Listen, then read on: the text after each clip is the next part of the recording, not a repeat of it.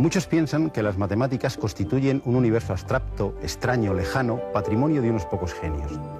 Un mundo alejado de la realidad social de cada época, cuyo desarrollo es independiente del devenir general de la historia. Nada más lejos de la realidad. Para demostrarlo, iniciamos hoy un viaje muy especial. Un viaje con excursiones por el espacio y por el tiempo de ese universo matemático. Nuestro objetivo es descubrir las grandes ideas matemáticas y conocer a los genios que las han desarrollado. Seremos testigos de privilegio a lo largo de la historia de cómo el hombre ha aprendido a conocer y dominar el universo que le rodea, y gracias, en parte, a las matemáticas. Porque al fin y al cabo, eso es lo que significa la palabra griega matemáticas, aquello que se puede aprender.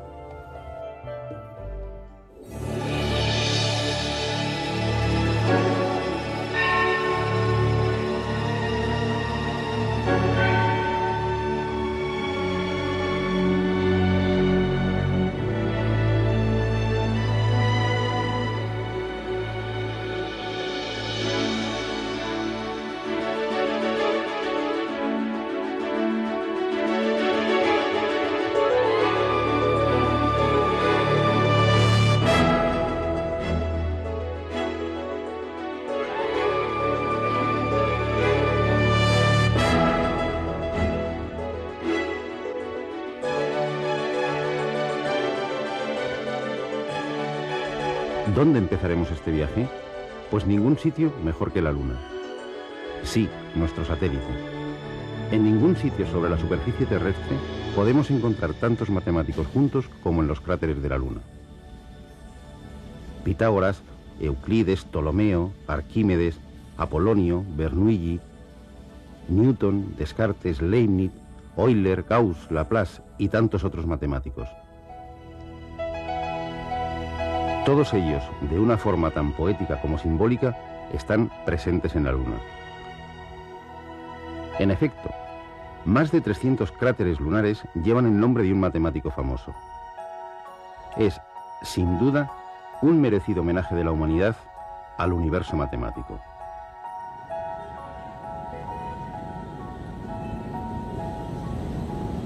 Pero volvamos a la Tierra.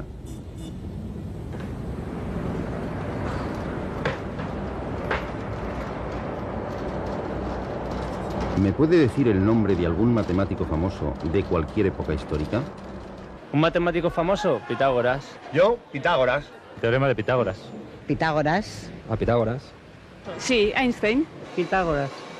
Pitágoras. Leibniz, Newton, Pitágoras. La opinión de los encuestados parece unánime.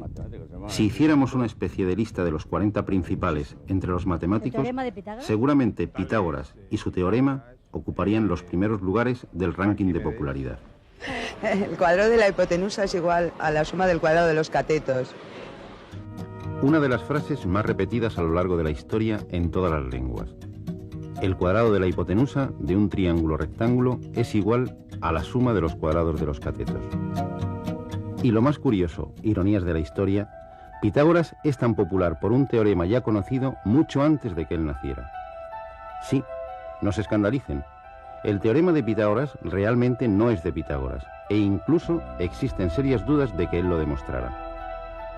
De lo que no cabe duda es que este teorema es el que cuenta con mayor número de demostraciones distintas. Scott Loomis reunió y publicó a principios de este siglo 367 demostraciones diferentes del famoso teorema. Una de ellas de un presidente de los Estados Unidos, James A. Garfield, en 1876. Aunque seguramente la más antigua sea la de los chinos, descubierta hacia el año 1000 a.C. Lo que no deja lugar a dudas es que constituye una de las demostraciones más naturales y elegantes. Recordemos que el área de un rectángulo es base por altura. El área de un triángulo, que es la mitad de un rectángulo, será por tanto base por altura partido por 2. La idea es construir, a partir de un triángulo rectángulo, un cuadrado de lados b más c.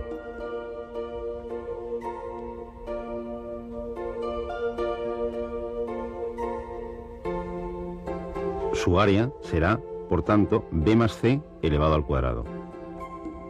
Pero la figura está formada por un cuadrado interior, cuyo lado es a, y por tanto su área será a cuadrado, más 4 triángulos iguales al original, cuya área será b por c partido por 2. Por tanto, estas dos expresiones han de ser iguales.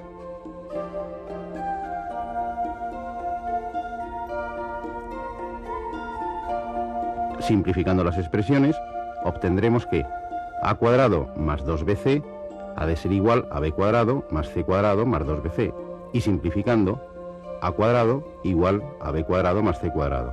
Es decir, el cuadrado de la hipotenusa es igual a la suma de los cuadrados de los catetos. Decididamente, una elegante joya matemática de 3000 años de antigüedad, de la que Pitágoras nunca pudo tener noticias. De lo que con toda seguridad sí tuvo noticias es de la utilización de algunos resultados parciales de su teorema por parte de dos culturas anteriores, los egipcios y los babilonios.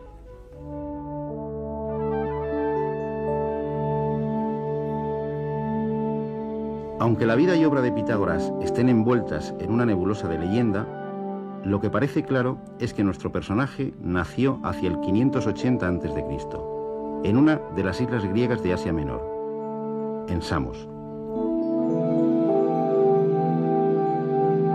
Parece que fue Tales, uno de los 7 sabios de Grecia, el que le aconsejó viajar para enriquecer su espíritu a los dos focos culturales de la época, Egipto y Fenicia. Los egipcios son, según Heródoto, los padres de la geometría, que significa medida de la tierra, y mucha culpa de ello la tiene el río Nilo y sus famosas inundaciones anuales. Muchos de los campos próximos al Nilo quedaban parcialmente inundados, y los recaudadores de impuestos tenían que calcular la parte inundada para establecer la cuantía del impuesto. Tanto para marcar los campos como para medir la tierra, estos técnicos utilizaban un sencillo artilugio que les permitía trazar ángulos rectos y que tiene mucho que ver con nuestro teorema. Consistía en una cuerda unida por sus extremos y dividida a intervalos iguales en 12 partes. Si clavaban en el suelo la cuerda por uno de sus nudos y formaban un triángulo de lados 3, 4 y 5 unidades, obtenían un triángulo rectángulo y, por tanto, ya tenían la dirección de 2 de los lados del cuadrado. Este sencillo instrumento geométrico debió ser de una inestimable ayuda en la construcción de las pirámides y de los templos. Muchos pueblos habitaron la región comprendida entre los ríos Tigris y Éufrates, la antigua Mesopotamia, hoy en día Irán e Irak. Sumerios, acadios, babilonios, asirios, y tenemos noticias escritas suyas desde hace más de 5000 años. De su afición a las observaciones astronómicas acerca de las posiciones de los planetas observables a simple vista, Mercurio, Venus, Marte, Júpiter y Saturno, conservamos en la actualidad dos vestigios muy populares. Por un lado, el horóscopo. Eran excelentes astrólogos. Ellos bautizaron las 12 constelaciones del zodíaco, dividiendo cada una de ellas en 30 partes iguales. Es decir, dividieron el círculo zodiacal en 12 por 30, o lo que es lo mismo, 360 partes. De ellos hemos heredado la división de la circunferencia en 360 grados y la de cada grado en 60 minutos y cada minuto en 60 segundos. Por otra parte, la patente de nuestra manera de contar el tiempo también es suya.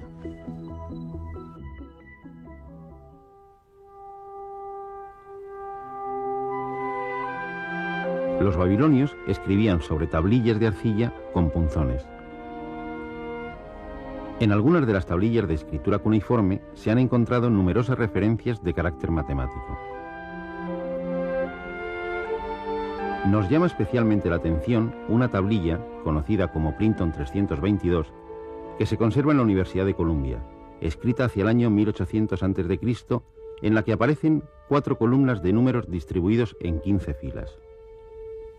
En apariencia, podía tratarse de algún tipo de anotación contable, pero descifrados los números, corresponden a la primera relación de ternas pitagóricas de la que se tenga conocimiento.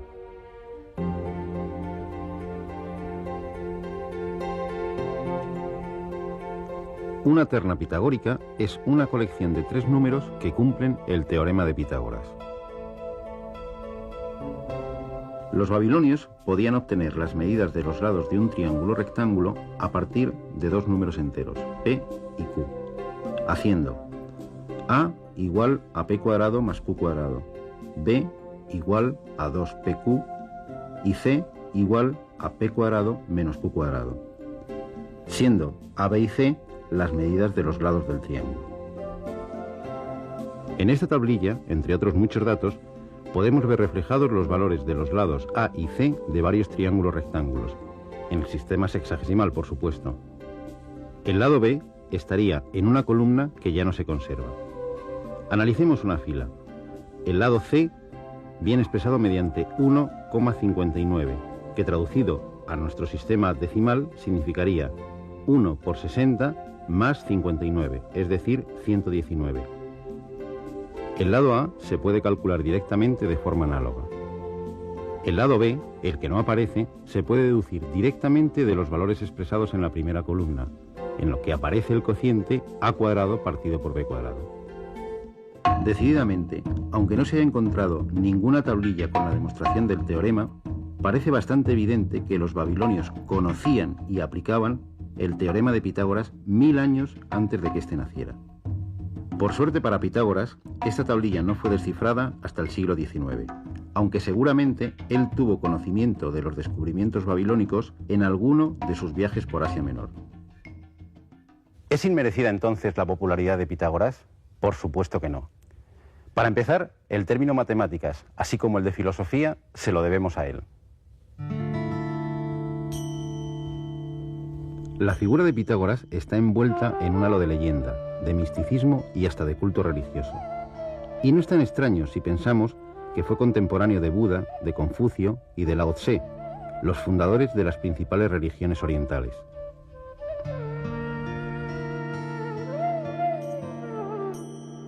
Parece que en sus viajes por Egipto y Babilonia, algunos dicen que pudo llegar hasta la India, Pitágoras se impregnó no solo de conocimientos matemáticos y astronómicos, sino también religiosos.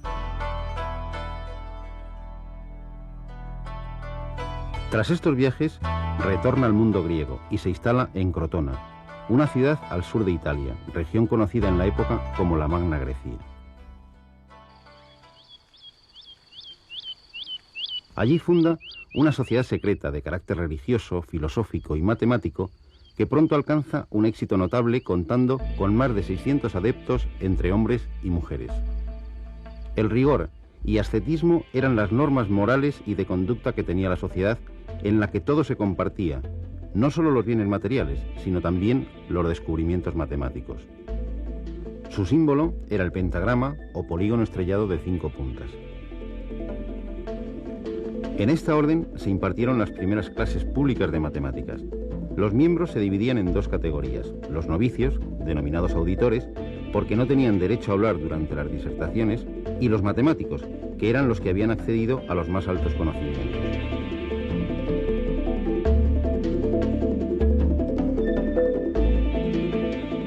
El secreto hacia el exterior era norma sagrada de la secta, y la divulgación de sus conocimientos matemáticos le pudo costar la vida a alguno de sus adeptos. La orden pitagórica de Crotona fue disuelta de forma violenta. Su casa fue incendiada y Pitágoras y sus discípulos tuvieron que abandonar la ciudad hacia Metaponte. Pero de lo que no cabe duda es de que su influencia se extendió por toda la cuenca mediterránea durante muchos siglos. De hecho, ha impregnado la cultura occidental hasta nuestros días. ¿Cuáles son las principales aportaciones matemáticas de la escuela pitagórica? La primera, y quizá la más importante, el introducir la necesidad de demostrar las proposiciones matemáticas de manera inmaterial e intelectual, es decir, al margen de su sentido práctico. Los pitagóricos dividieron el saber científico en 4 ramas: la música, la aritmética o ciencia de los números, su lema era todo es número; la geometría y la astronomía. Y en las 4 nos han dejado resultados e ideas sorprendentes. Para ellos, los números son entes abstractos, como ideas de la mente, con existencia propia al margen de los objetos que representan. Cuando hablaban de números, se referían a los números enteros y a las fracciones, es decir, números que se podían expresar como razón de dos segmentos que contenían un número entero de veces una misma unidad. De ahí nos viene el término número racional. Los pitagóricos fueron mucho más allá, colocando el concepto de número como principio y explicación de todo el universo. Uno de sus discípulos, Filolao, llegó a afirmar: todas las cosas que pueden ser conocidas tienen número, pues no es posible que sin número nada pueda ser conocido ni concebido. Atribuían a los números propiedades místicas. Pitágoras descubrió que existía una estrecha relación entre la armonía musical y la armonía de los números.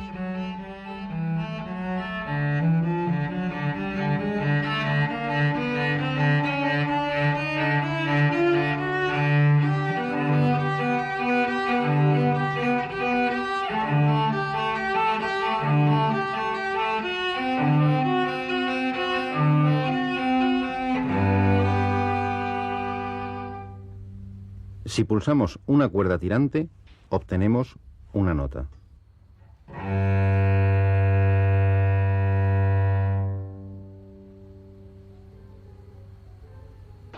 Cuando la longitud de la cuerda se reduce a la mitad,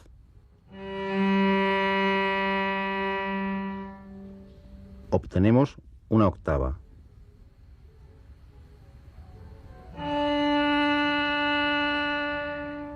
Si pulsamos un tercio, obtenemos la quinta. Y si pulsamos un cuarto, obtenemos la cuarta de la quinta anterior.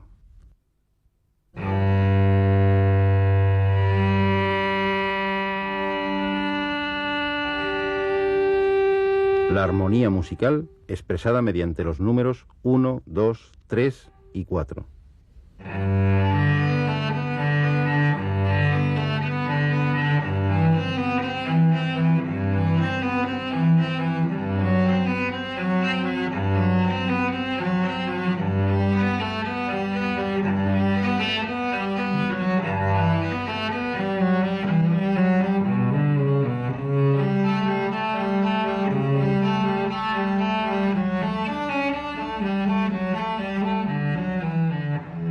El número sagrado de los pitagóricos es el 10, el tetractis, el número del universo, ya que es la suma de todas las dimensiones, el punto, la línea, el plano y el espacio.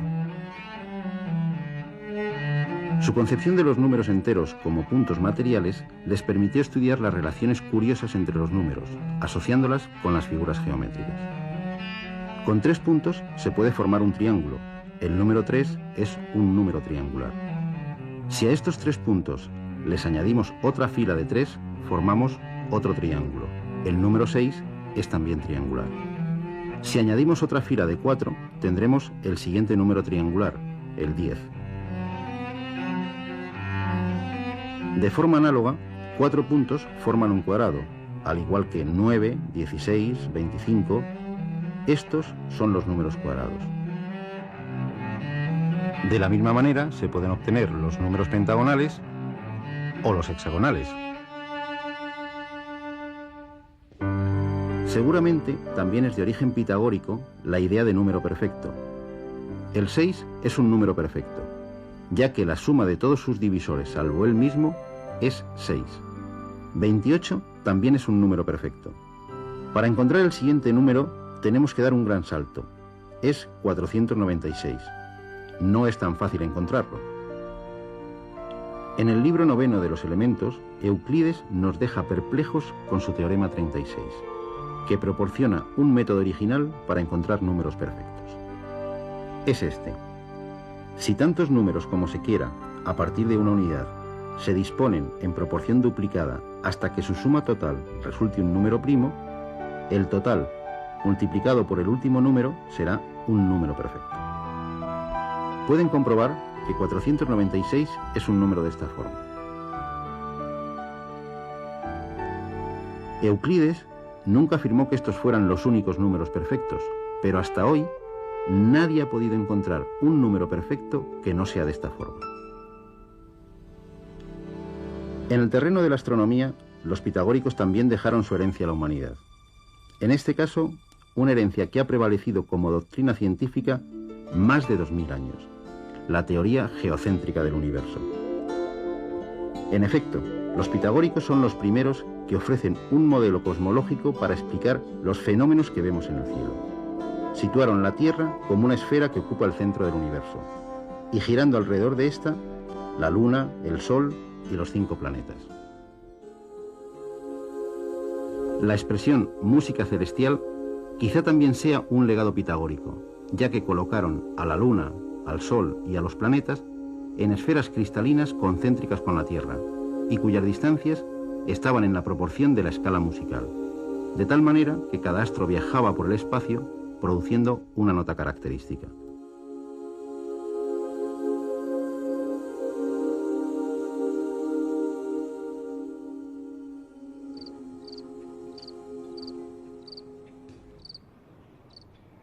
Pitágoras llegó a afirmar que en las noches de calma era posible escuchar este canto celestial, y Kepler hasta nos dejó las partituras.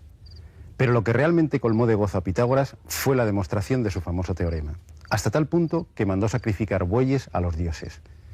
Por desgracia, el silencio impuesto a los miembros de la secta pitagórica nos impide conocer la demostración que encontraron, aunque suponemos que no será muy distinta de la que podemos hallar en los elementos de Euclides. Euclides se basa en una propiedad fácil de probar de las áreas de los paralelogramos.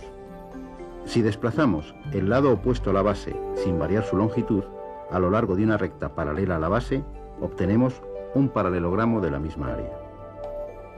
Utilizando solo esta propiedad, se puede demostrar que el área del cuadrado de la hipotenusa es igual a la suma de las áreas de los cuadrados de los catetos. Disfrútenlo, sobran las palabras.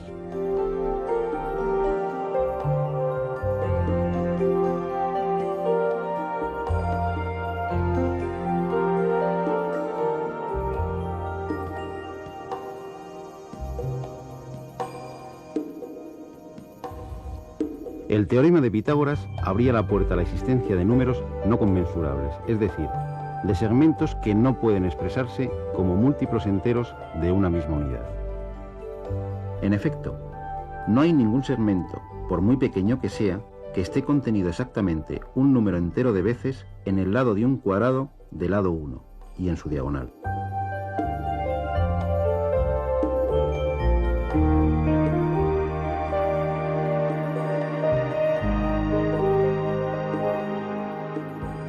Hoy decimos que el número raíz de 2 es un número irracional, es decir, un número que no se puede expresar con los únicos números que admitían los pitagóricos, los enteros y las fracciones. La estrella pitagórica se obtiene uniendo los vértices no consecutivos de un pentágono regular. En ella aparecen 4 tipos de segmentos de longitudes diferentes: AB, BC, CD y CE. Para sorpresa de Pitágoras y de los matemáticos de todas las épocas, la razón entre AB y BC es uno de los números irracionales más famosos de la historia, el número áureo, phi igual a 1 más raíz de 5 partido por 2. Pero no termina aquí la ironía. La razón entre BC y CD también es el número de oro, y también la razón entre CD y CE. El propio símbolo de los pitagóricos es la demostración más hermosa de la existencia de otro tipo de números que ellos se negaban a aceptar.